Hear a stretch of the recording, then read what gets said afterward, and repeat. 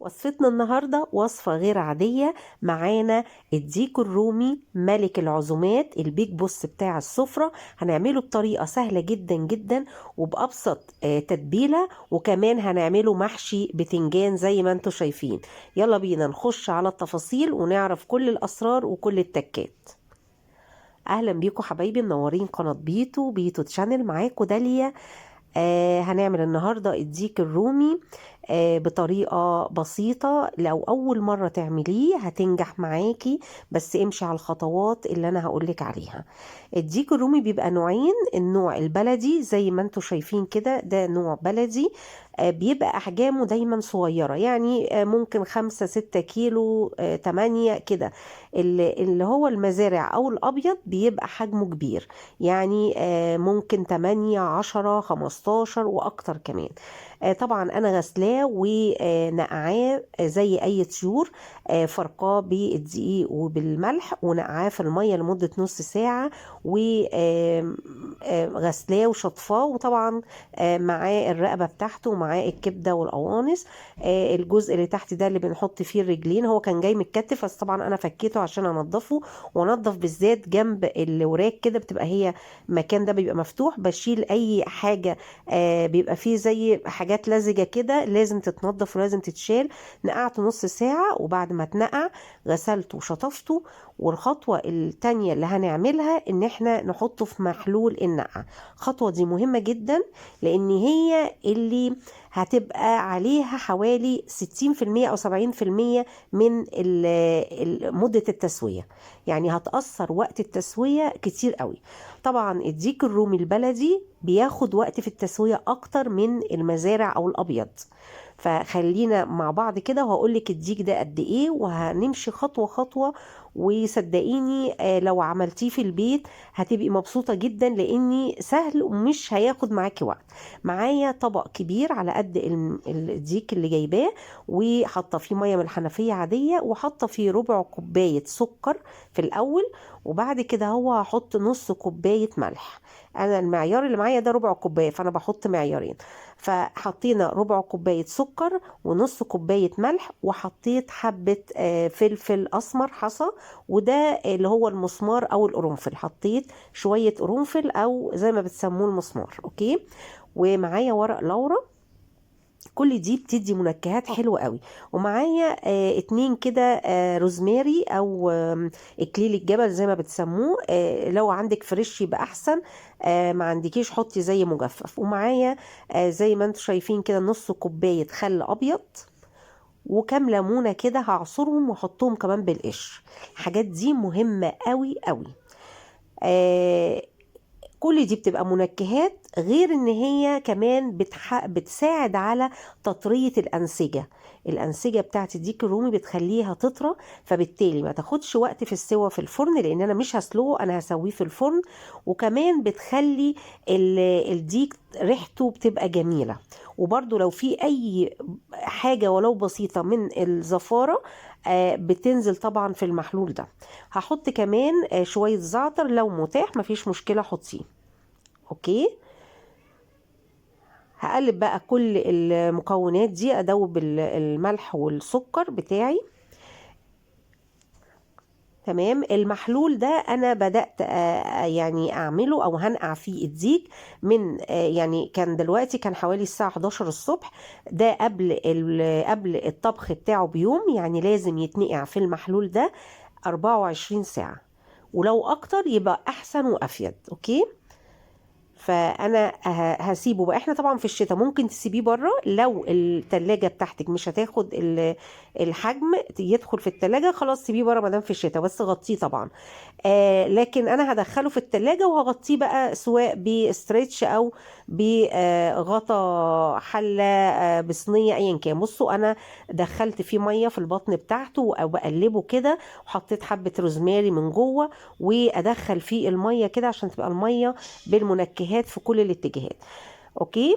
اهم مكان بيبقى محتاج سوى هو الصدر، بيبقى اكتر مكان مليان لحم، واكتر مكان حتى ولو في الطيور لو جايبه فراخ او حاجه، بيبقى دايما الصدر بياخد وقت، او بيبقى لحمه ماسك نفسه عن الوراك. فانا عشان كده قلبته على الصدر بتاعه، هقلبه كده يعني نص اليوم، والنص التاني هبقى ضيره على الناحية التانية، عشان يهمني قوي الصدر ياخد وقته في النقع.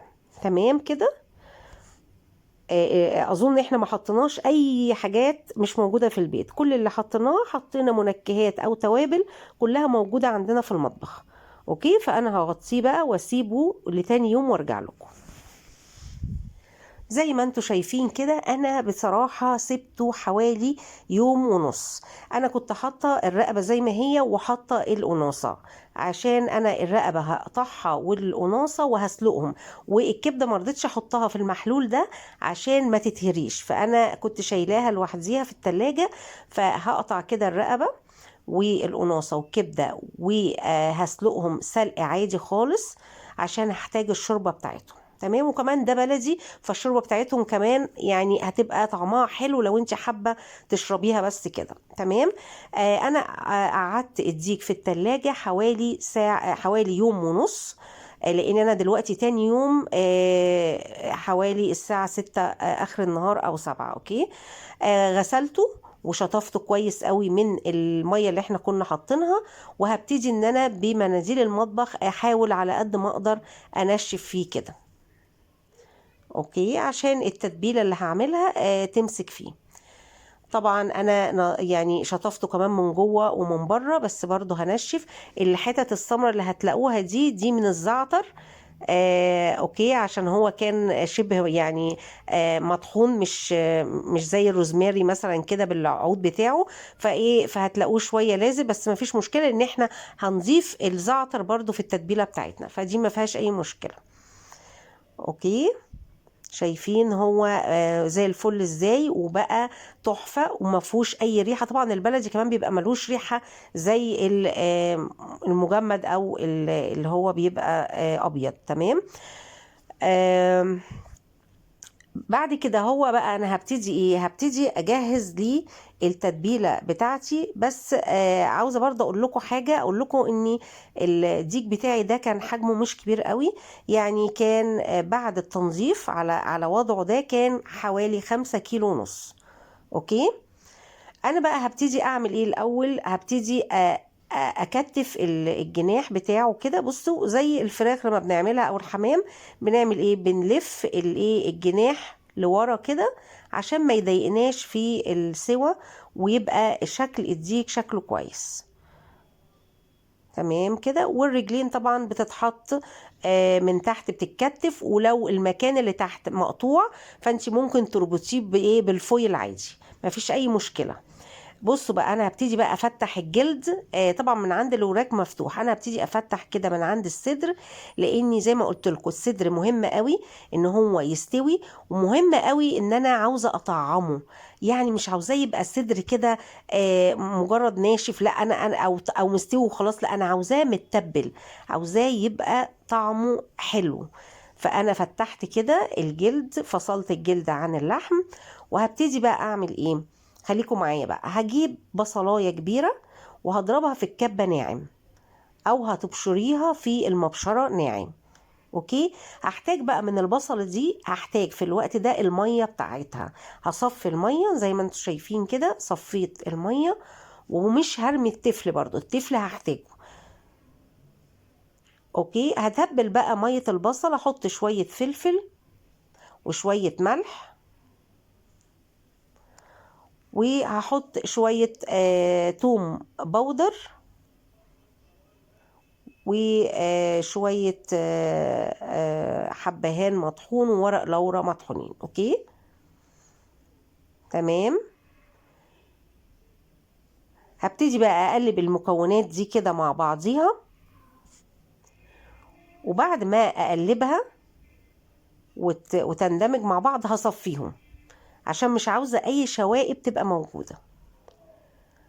انا في حاجات كتير قوي يعني مسرعاه في الفيديو عشان ما ضيعلكوش وقتكم.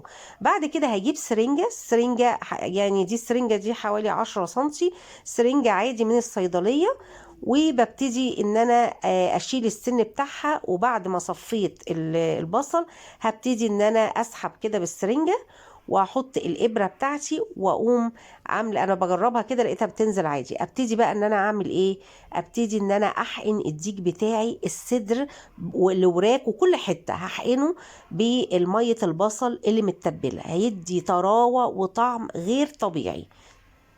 تمام. انا هكمل طبعا بقيه الديك انا عشان برضو ايه ما اطولش عليكم. بعد ما عملت كل الديك وحقنته، هبتدي بقى التفل بتاع البصل هحط عليه معلقه كبيره كده من الزبده.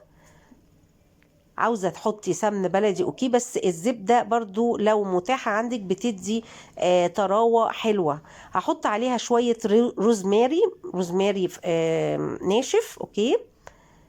وهبتدي اقلب كده، يبقى حطينا الزبده والتفل بتاع البصل وشويه روزماري اوكي. وكده كده انا حاطه حقنه ديك بملح وفلفل والتوابل الحبهان والورق الرولة المطحون والثوم البودر والبصل، كل ده كان اتحقن بس لازم اكون مصفياه عشان يمشي في السرنجة. هبتدي بقى ايه التتبيله بتاعت الزبده دي بالتفل البصل، ابتدي ان انا بين الجلد وبين الصدر وفي الوراك وجوه البطن اعمل ايه، اتبل بيها. خلاص كده الفقره دي انتهت. هجيب برضو معلقتين زبده او معلقه زبده تاني وابتدي اتبلها، احط برضو شويه ملح وشويه فلفل وشويه بابريكا حلوه عشان البابريكا دي هتدي لون حلو جدا. وحطيت شويه زعتر وشويه روزماري، يعني تقريبا المنكهات كلها، بس زودت عليها صويا صوص والبابريكا اوكي. والزبده سيحتهم شويه وبالفرشه كده ابتديت ادهن الديك كله من بره اوكي زي ما انتم شايفين كده. عاوزه اقول لكم الخطوه بتاعه الزبده دي بتدي لون وبتدي طراوه للصدر مش طبيعيه.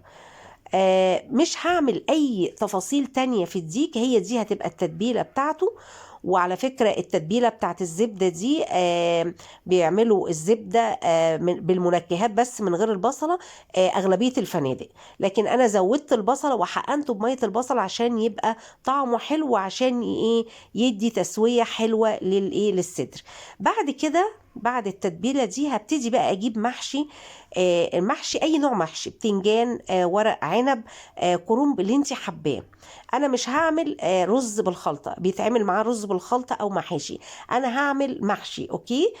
هحشي من جوه من جوه البطن بتاعته، والباقي المحشي هحطه في حله وهسقيه بالشوربه اللي احنا هنعمل فيها القناصه والقوانص والرقبه والكبده. تمام. هاخد ميتها وبرضو الديك هينزل شوية شوربة، هبقى اخد برضو جزء منها وهسقي بيه بقية المحشي عشان يبقى متطعم. خليكم معايا واحدة واحدة، مش همشي بالخطوات غير لما تشوفوها عملي، بلاش نتكلم اوكي. على قد ما قدرت قصرت الفيديو بصراحة، بس عشان الديك الطلب مني فانا قلت في تفاصيل وتكات لازم اعرفها لكم.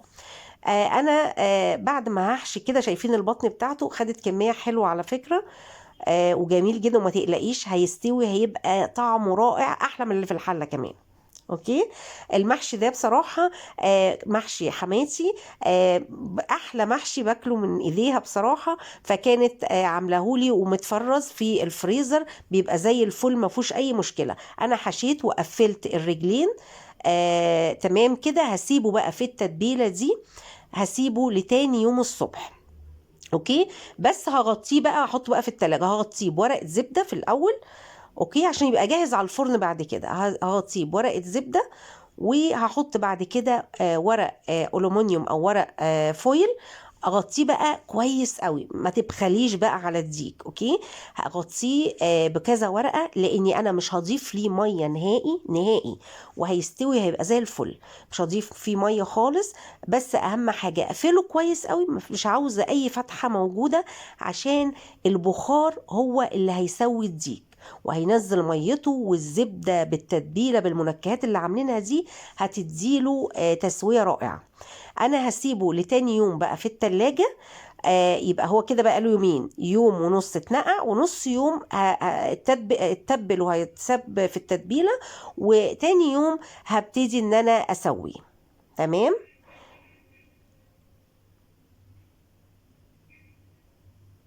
وكل ما كان الديك كبير كل ما محتاج الوقت يبقى احسن. انا طبعا هو مش كبير قوي، لكن عشان بلدي فبياخد وقت اطول، فانا حبيت ان انا اظبط قوي النقع، مدة النقع والتتبيلة، عشان اضمن ان هو يستوي من غير ما ما ياخد وقت ولا مجهود معايا. هنا بقى الشوربه بوريها لكم، ادي الرقبه والقناصه والكبده، والشوربه بتاعتها عادي بحط فيها الملح والفلفل وورق اللورا والحبهان وبسيبها عادي. هنا بقى لما ابتديت احطه في الفرن بعمل ايه؟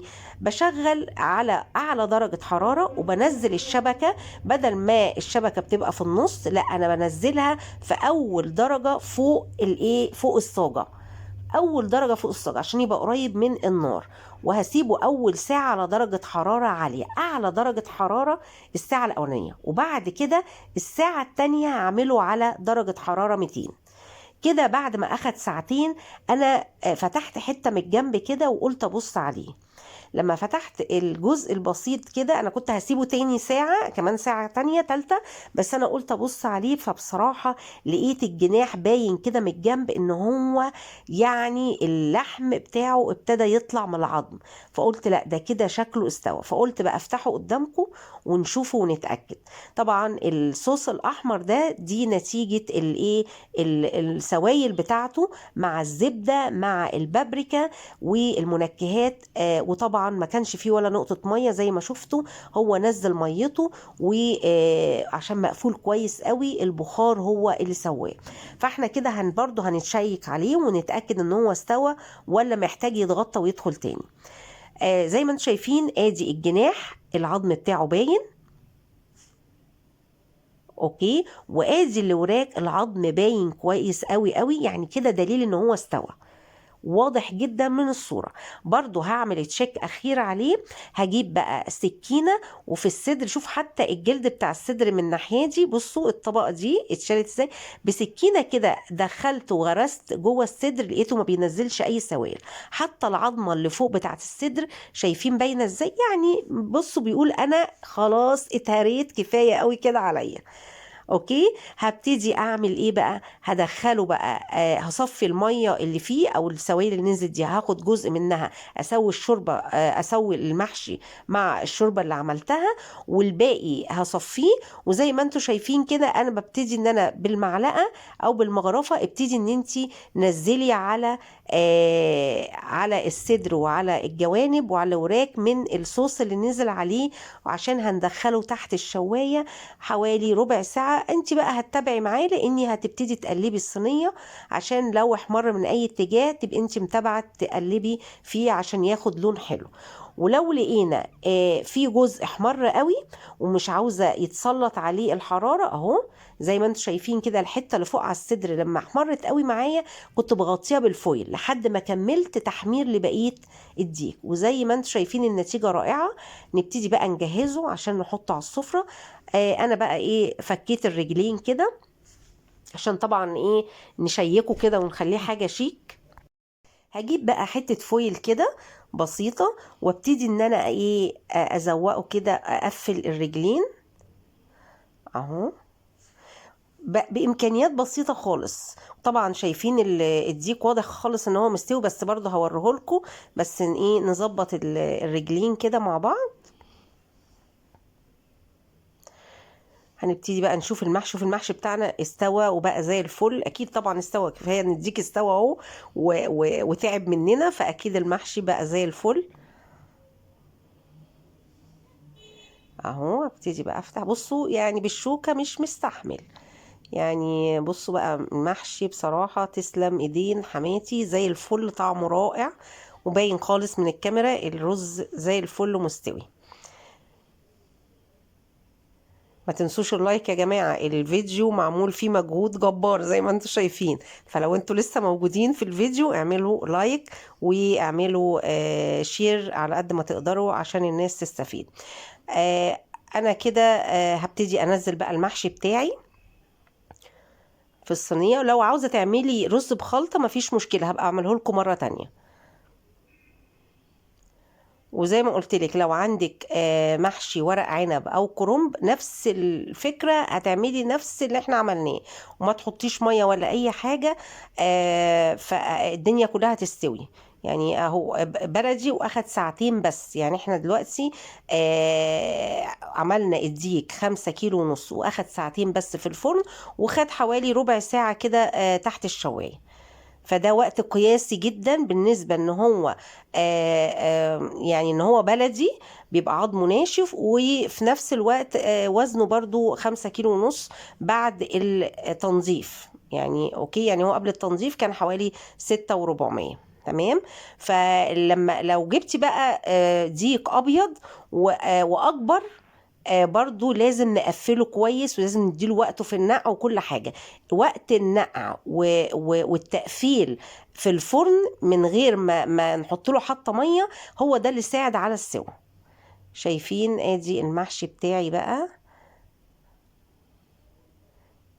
جميل جدا، وعاوزه اقول لكم الريحه تحفه. يعني الريحه قلبت الشقه كلها، كل اللي يدخل يقول ايه الريحه دي، يعني فظيعه فعلا. الديك كان ريحته تحفه جدا من كل المنكهات اللي احنا حطيناها. وشايفين لونه جميل قوي ازاي، ما عملناش اي ولا حطيت بقى طماطم ولا حطيت اي حاجه تاني. انا بصوا هو بيتعمل باكتر من تتبيله، وبيتعمل بالبرتقال، وبيتعمل بحاجات تانية جميله قوي، بس انا حبيت اعمل ابسط حاجه. وفي نفس الوقت عشان الناس اللي بتحب تعمل ديك الرومي بتبقى مشكلتها في التسويه، وبتطلعه بره في المطعم يستوي. لا، ممكن تسويه في البيت لو فرنك يسمح، سويه في البيت، التسويه بتاعته سهله جدا. هبتدي اعمل بقى تزيين بسيط كده. دي طماطم متقشره بطريقه معينه ومعموله على شكل ورده كده، هوريها لكم دلوقتي في السريع. عشان ايه؟ برضو لو حابين تعملوا، يعني هو تزيين بسيط، ممكن تعملوه في اي طبخة او اي اكلة يعني عاوزين تقدموها على السفرة. فبنمسك كده طماطمية تكون جامدة على قد ما تقدري تكون جامدة، وابتدي ان انا اقشرها زي البرتقانية كده،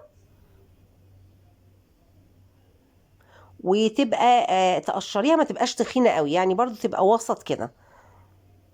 وابتدي الجزء الاخير ده اقوم شايلاه كده زي ما انا شلته. هي رغم ان هي جامده بس برضو فيها ميه نزلت. هبتدي بقى اعمل ايه؟ اخد الطرف الاولاني، مش القاعده، لا الطرف الاولاني، وابتدي اعمله زي القرطاس كده، الفه كده زي القرطاس. اوكي اهو. وابتدي ان انا ايه الف بقيه الدايره عليه كده. هي سهله جدا جدا، جربي في واحده صغيره بقى. اهم حاجه ما تخنيش القشر. واقوم بقى الجزء الاخير عملته قاعده. شايفين عامله زي الورده ومورقه وجميله. لو عاوزاها اكبر تجيبي يعني طماطمايه اكبر. هحطها بقى فين يعني؟ بصوا يعني بتدي برضو بهجة وبتكسر الالوان. هشيل بقى دي كده واحطها، حاسه ان هي حلوه اكبر شويه، ونحط دي ورا. تزيين بسيط، والوصفة سهلة خالص. أتمنى تجربوها، وما تنسوش تعملوا لايكات. ولو في أي استفسار وفي أي حاجة مش واضحة، اكتبوا لي استفساركم تحت الفيديو في أي كومنت، وأنا برد على طول. وبتابع أي أسئلة، أنا تحت أمركم برد على طول.